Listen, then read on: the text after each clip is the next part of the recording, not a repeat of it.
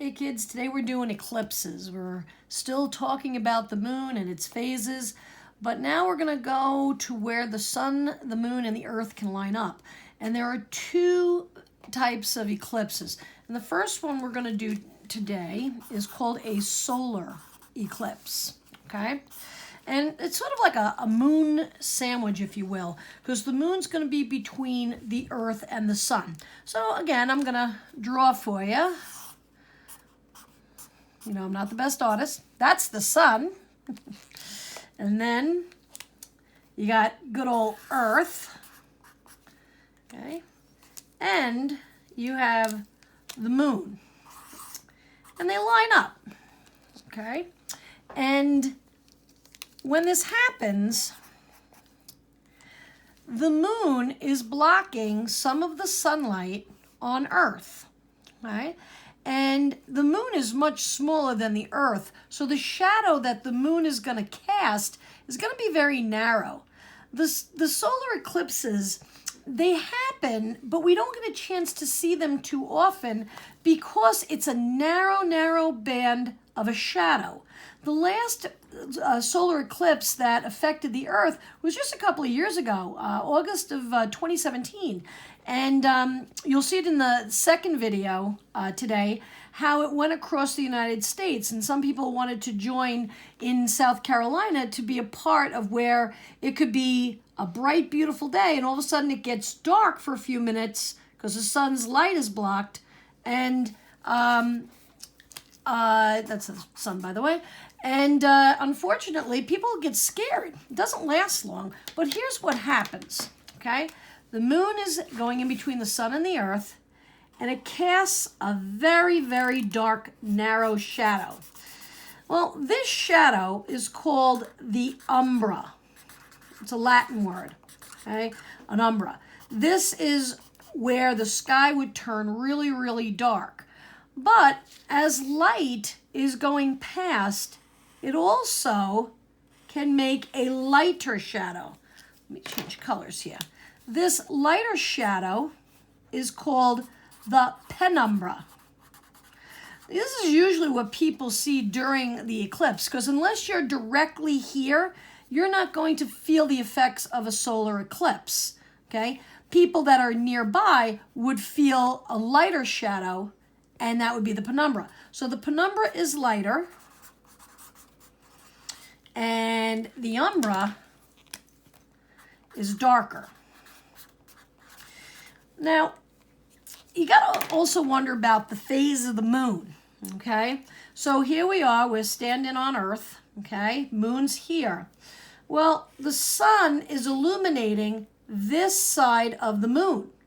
It's dark here, very dark. So this is going to happen when it is a new moon. New moon. You're not going to see it, okay? But the moon is going to come in between the earth. Remember, it's going counterclockwise. And when it does, it blocks out the sun's rays on earth, but you won't see that side of the moon. So that would be the new moon, okay? Solar eclipses, you cannot look directly at because it could ruin your eyes, your retina to be specific.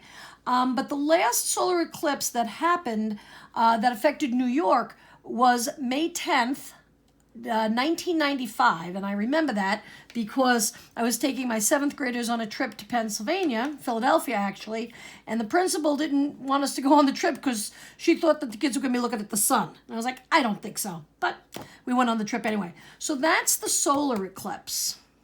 Now comes probably the more popular lunar eclipse, okay? Lunar, luna, Latin for moon. And in this case, we'll put the sun back up and I'll put the right letter. La, la, la, la, la, la, sun, okay? Sun is still there. They're still going to have lining up. But this time, the earth is going to be in the middle.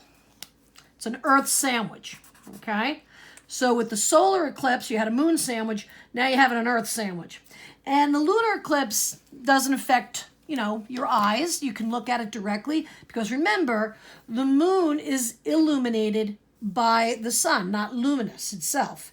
So what happens is you have the earth also going counterclockwise, goes in between the sun and the moon, and now it's going to cast a shadow on the moon. But it's a real dark shadow. Almost the whole entire moon gets blocked out. That is your umbra. And what might look like a halo effect, you have a lighter shadow going around. This would be your penumbra. Sometimes people say, oh, the moon has a reddish glow during a lunar eclipse. That reddish glow is coming from the penumbra. It's a very light shadow.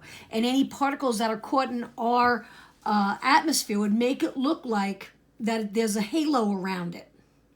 But now let's talk about what the phase of the moon is, okay? Here's the Earth, okay? We see the moon. This side of the moon is lit. This is the dark side. So if we're seeing this lit side of the moon, you're dealing with a full moon, and the whole entire shadow of the Earth is cast upon the moon because it is so small. Now, the solar eclipse doesn't last very long, but a full moon, or I should say the lunar eclipse with the full moon, can actually last for a few hours. You can see it slowly coming across the shadow of the Earth, coming across the moon, totally blocking out the moon, and then it will start moving away as the Earth rotates and revolves. Now, here's a little extra information for you. On the day, we just celebrated Good Friday.